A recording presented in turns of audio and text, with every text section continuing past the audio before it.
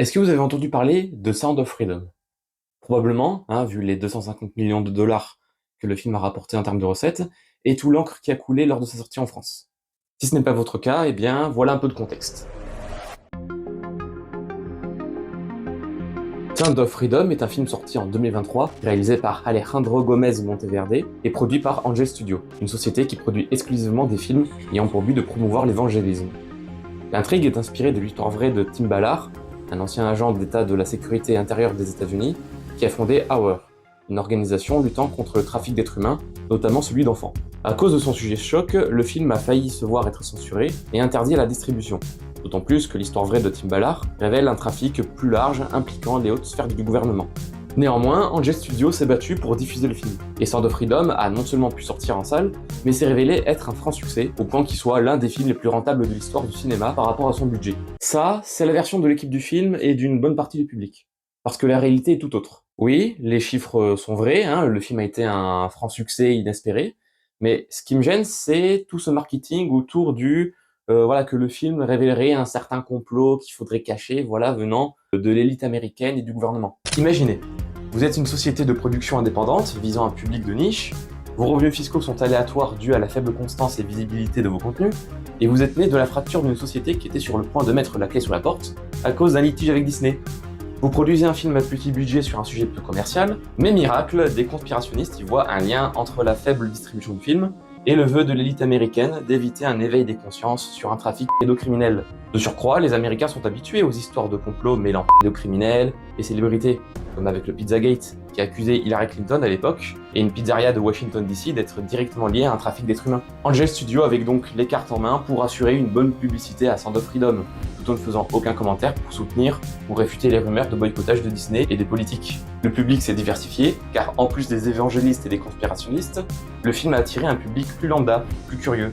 Public dont je fais partie, on va pas se mentir. Un dernier public non moins surprenant qui s'est présenté dans les salles, ce sont des fauteuils vides. Car Angel Studio s'est dit que c'était peut-être une bonne idée de gonfler les recettes du film en incitant ses spectateurs les plus généreux d'acheter des places pour d'autres spectateurs sans forcément les redonner en retour. Voilà, histoire de faire gonfler un petit peu les chiffres. Certains médias s'accordent à dire que ces rumeurs de boycottage ne sont qu'une récupération politique par les partisans de l'extrême droite américaine. Des vidéastes portent le film comme une œuvre qui a dû se battre contre une société qui voudrait garder tabou le sujet du trafic d'enfants. Tout le monde y trouve son titre alléchant, ça génère des heures de contenu, ça fait de l'audimat et de la promo pour le film, donc tout le monde est content. En réalité, Sound of Freedom est à l'instar de tous les petits films qui sortent chaque année, en qui les producteurs n'ont pas confiance à cause du risque de flop. Et non pas car ça traite du sujet de la pédocriminalité, déjà parce que Sound of Freedom n'est pas le premier film à en traiter. Personne n'a voulu censurer ce film, et si l'élite voulait le faire, le film n'aurait pas passé la Motion Picture Association of America, qui s'occupe de l'exportation des films, de leur distribution, leur classification et de leur censure. Le président de la Motion Picture est Charles Rifkin, ancien ambassadeur des États-Unis et ancien secrétaire d'État, et membre du Parti démocrate, dont les principaux membres sont les accusés de ces complots de pédocriminalité. Donc si le film avait été compromettant et se serait mangé un gros Peggy 18, Angel Studio n'aurait pas pris le risque de débourser de l'argent pour distribuer ce film, qui aurait été distribué finalement dans très peu de salles, car pas toutes les salles acceptent de diffuser des films interdits aux moins de 18 ans, et le film aurait flop. Et le film en lui-même, il vaut quoi? J'ai vu le film, techniquement il y a très peu de choses à se mettre sous la dent, ça reste assez plat au niveau de la photographie, voilà, il y a très peu d'identité visuelle, ou quelque chose d'intéressant qui ressort par rapport à la mise en scène. Il y a des moments un peu bizarres où l'étalonnage coupe drastiquement avec le reste de l'identité visuelle du film, pour l'espace de quelques secondes, donc c'est assez dérangeant quand on le remarque sur le coup. Et le moment de silence pour laisser les personnages préparer un regard austère avant de piquer une punchline est tantôt bien fait, tantôt nanardesque. Mais à vrai dire, je m'en fiche, parce que ce qui est montré, c'est grave et réel. Alors oui, le film est très romancé, et d'ailleurs, il n'y a même pas de complotisme apparent, voilà. Si vous êtes motivé par ce que disent la fanbase la plus extrême du film, ainsi que ce que disent le casting lors des interviews, et que vous êtes là pour voir un film qui dénoncerait un complot au sein d'élite, au sein du gouvernement américain, eh bien, c'est pas du tout ça, et franchement, passez votre chemin.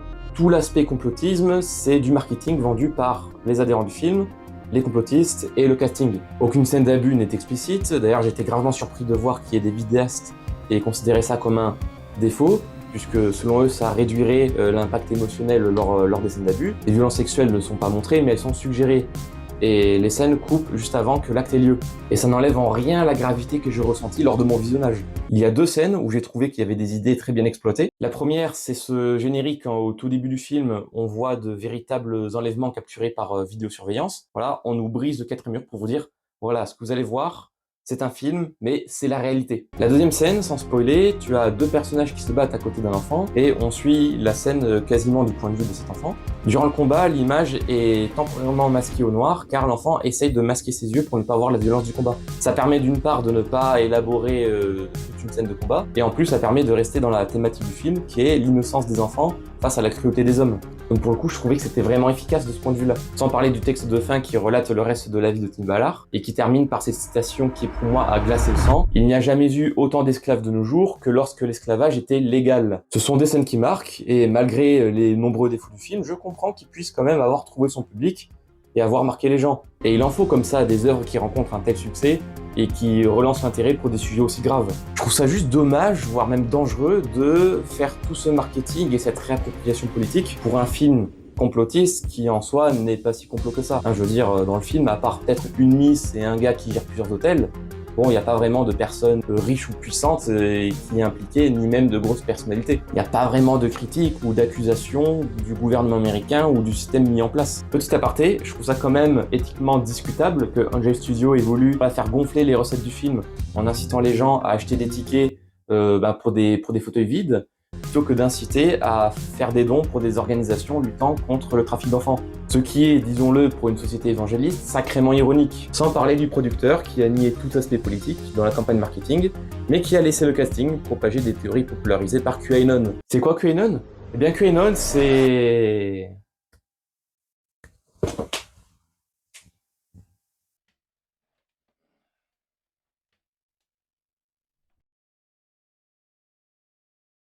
QAnon est une mouvance regroupant les théories selon lesquelles des élites venant des milieux financiers, politiques ou médiatiques commettraient des crimes cannibales et sataniques.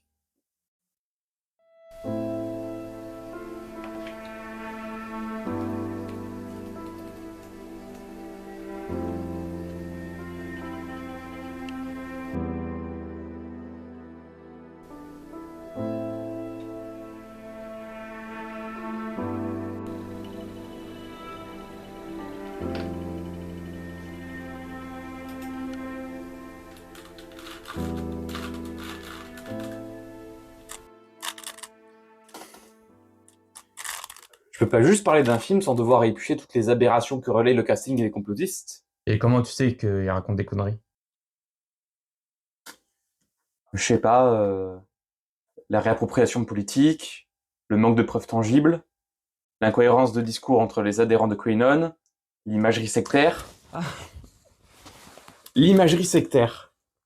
Et ouais, bien sûr, parce que du moment que on n'est pas d'accord avec toi, forcément, là, c'est sectaire. Pour piocher des infos auprès de Wikipédia et de 3 médias mainstream, là, il y a du monde. Par contre, quand il faut remettre en question ce qu'on voit et ce qu'on entend, ah là, pour le coup, il n'y a plus personne. Hein. Bah tiens, t'as des preuves pour réfuter les théories de Canon? Alors oui, dans le lot, il y a des mecs de 4chan ou de Reddit, et des mecs comme Donald Trump ou Michael Flynn qui réutilisent ces affaires et ces théories du complot à leurs avantages. Mais quand tu vois les affaires comme Puff Daddy, l'affaire Epstein, l'assassinat de Kennedy ou le Bohemian Grove, c'est difficile d'imaginer que parmi les grands noms de la politique, il y ait des gens, un petit comité qui se disent « Ok les mecs, on va mettre un seuil dans toute la crasserie qu'on pourra faire. » Tout ce qu'on sait, tout ce que je viens de te citer, ce n'est que le sommet de l'iceberg. Les affaires que je viens de te citer, là, il a fallu des décennies avant qu'elles soient mises au grand jour. Combien de dingueries sont en train d'arriver au moment où on tourne et qui seront finalement dévoilées que dans 10 ou 15 ans, voire plus. Le Bohemian quoi? Le Bohemian Grove? Ouais. Le Bohemian Grove est un terrain de camping détenu par le Bohemian Club, un club essentiellement masculin, qui regroupe essentiellement des personnes du milieu politique, financier. Je connais la chanson, oui, et alors? C'est un camp de vacances un petit peu élitiste, permettant à des hommes ayant des responsabilités trop grosses pour le commun des mortels de prendre le temps de prendre du recul quelques semaines et de se vider la tête. Parce que faire un bûcher devant une statuette de hibou de 15 mètres de haut, pour toi, ça, c'est se détendre.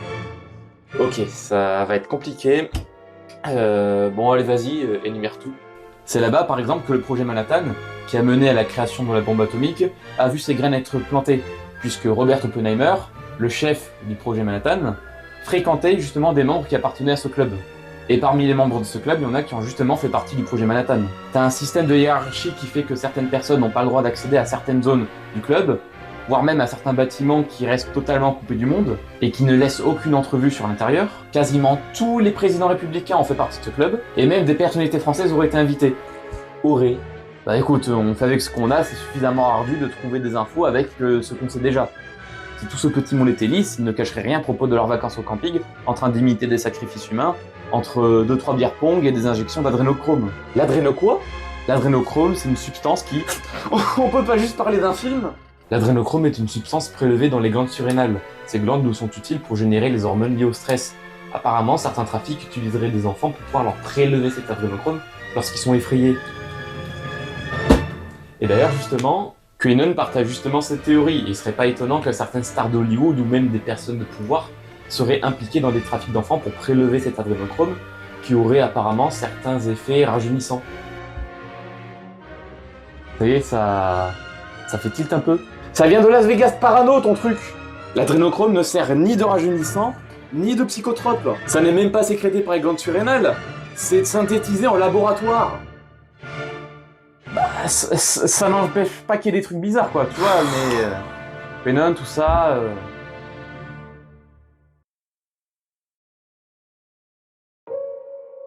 Était-ce une bonne idée, ce marketing autour de Sound of Freedom? Est-ce que des personnes ont fini par lentement adhérer à des théories du complot à la limite de l'endoctrinement? QAnon, le Bohemian Club, le trafic d'enfants par je ne sais quelle organisation d'élite sont des théories qui me font tantôt rire, tantôt frissonner. Car ce qui mène au scepticisme, c'est l'inconnu. Si nous sommes sur nos gardes lorsqu'on est plongé dans le noir, c'est parce que notre cerveau imagine tous les périls qui pourraient se cacher dans la pénombre. L'inconnu fait peur. Et ça, même les œuvres qu'on regarde le savent. Si Les Dents de la Mer est si efficace même 50 ans après, c'est parce qu'on voit physiquement la menace que rarement, mais on suggère sa présence.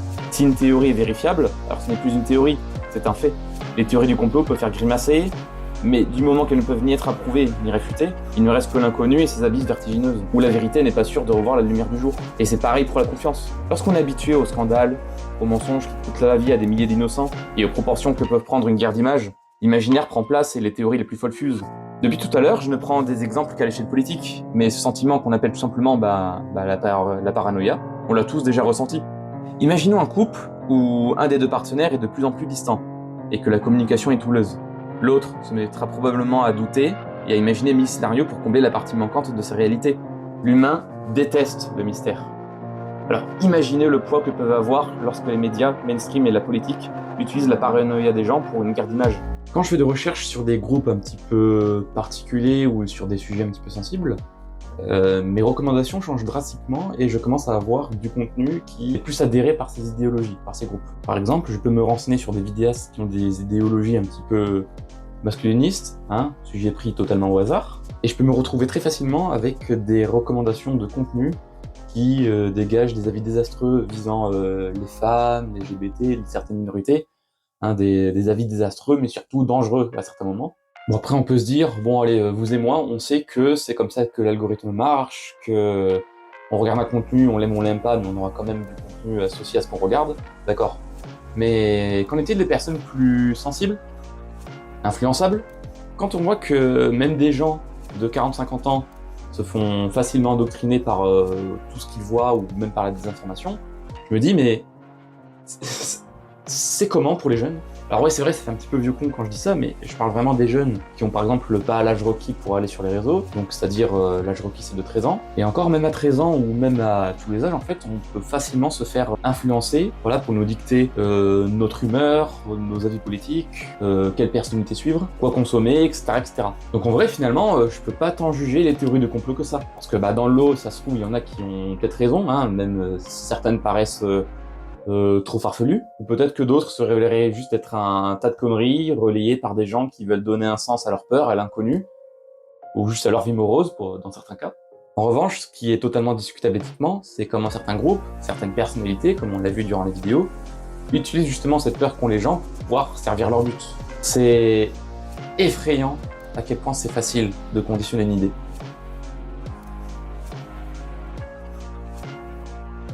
Alors, faites attention à vous, remettons-nous tous en question, sans devenir parano, même si c'est dur, et prenez soin de vous.